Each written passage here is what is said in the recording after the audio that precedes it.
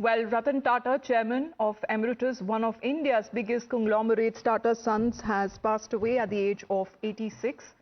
Just on Monday, a few days ago, the industrialist in a social media post had dismissed speculation surrounding his health and said that he was undergoing routine medical investigation due to his age.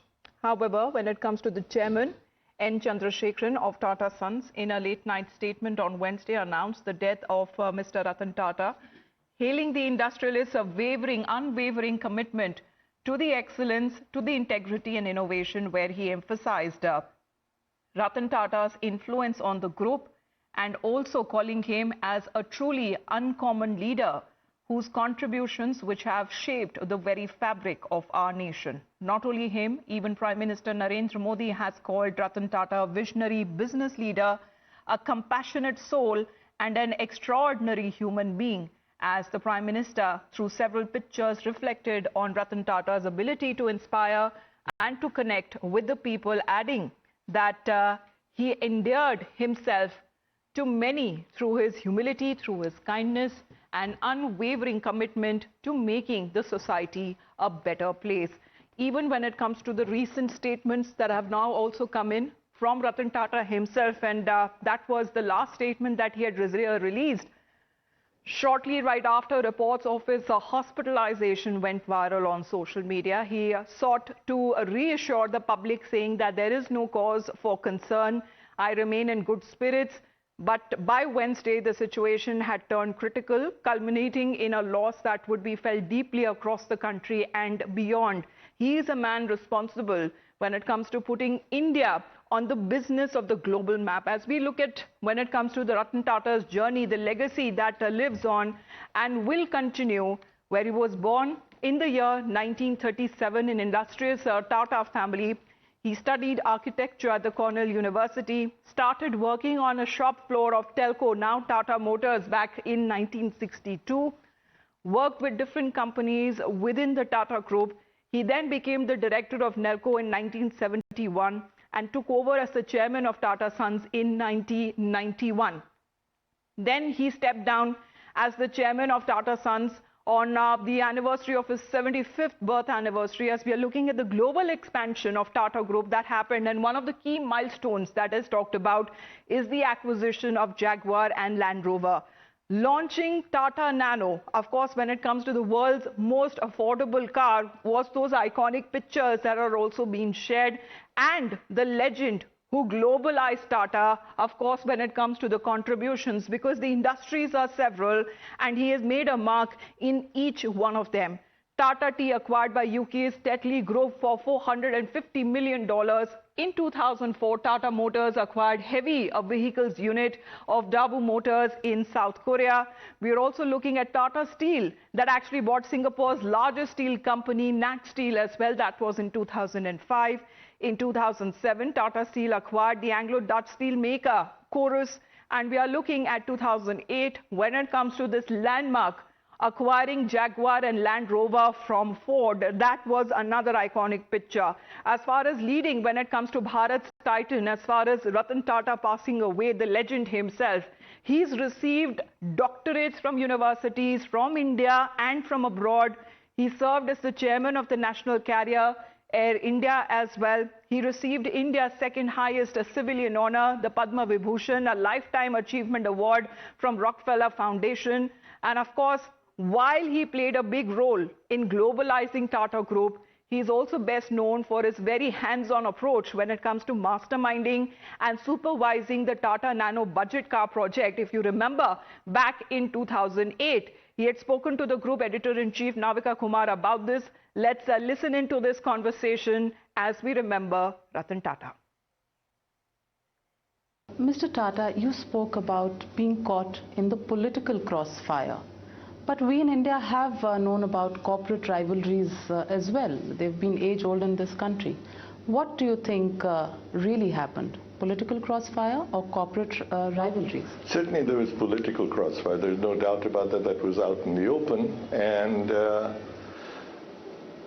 I think it's an unfortunate crossfire, because I think the Nano project can come and go many times in a state. But what does happen is a state like West Bengal requires to rebuild the confidence of investors again, and each one of such events detracts from that. As far as corporate rivalry is concerned, there has been from time to time statements from various sources of involvement in these affairs of fueling the flames or funding the activity by vested interests. They may be corporate rivals, or they may be vested interests of one sort or another. And India is a place where this happens, where people stoop to tremendous depths to live with the protection of days gone by. Finally, in that meeting with the Bengal Chief Minister, Mr. Buddhadev Bhattacharya, what really transpired? What did he tell you? What did you tell him? Well, first of all, the Chief Minister is somebody I admire tremendously. I went there because of him, and I would be there today because of him. So I would say that meeting was perhaps my hardest meeting that day, because I was, in a way, felt I was having to give bad news to both of them, which is the last thing I wanted to do. And then when I had to tell them that we had a time-bound project and we couldn't just wait, as we had been doing, and the plant had remained closed for about a month, then they started to state quite firmly that they couldn't agree with this decision, and this was a big blow to them. So they were very predictably quite distressed. It's to the credit of both of them that we agreed that we should, while we take the Nano project out, that we don't say bye-bye to West Bengal. And that was never our intention. We have no dispute with the government of West Bengal.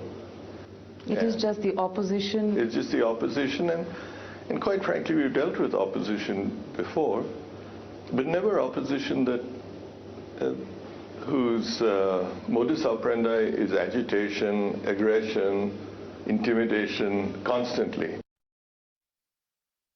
I think both Shweta and Shrishti, who are joining us right now, who will detail out exactly what happens today, because Shrishti, with the death of Ratan Tata, he was one of India's most respected business leaders. He played a key role when it comes to transforming the Tata Group, and he's left a lasting mark on Indian industry and especially on the people.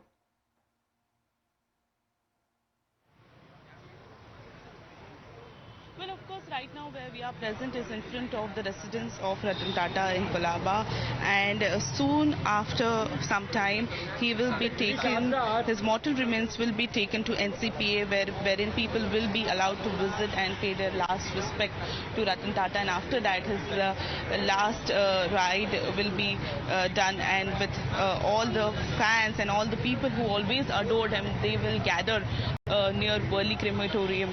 But yes, of course, a business tycoon like Ratan Tata, who has always been a person for the people and not only a person who is aiming for profits or business. That kind of personality Ratan Tata always had.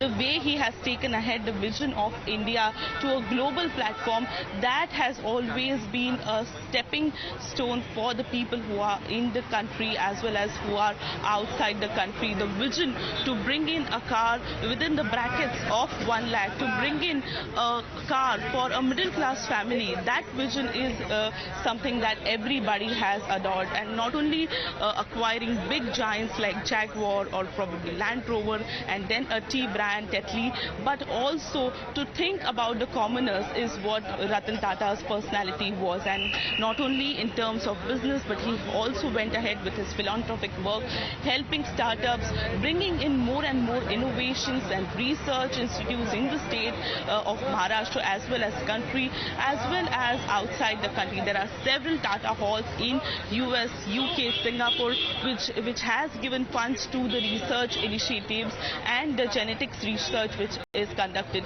So that kind of personality Ratan Tata had, and not only for the business, but he has also, always spoken about the humanly values, and in entire life of a person who is an Indian, always has this, understanding that some or the other way Tata Group has always helped in terms and of there could be several examples that could be given as far as his leadership qualities are concerned, his ethical practices, his commitment to philanthropy is concerned.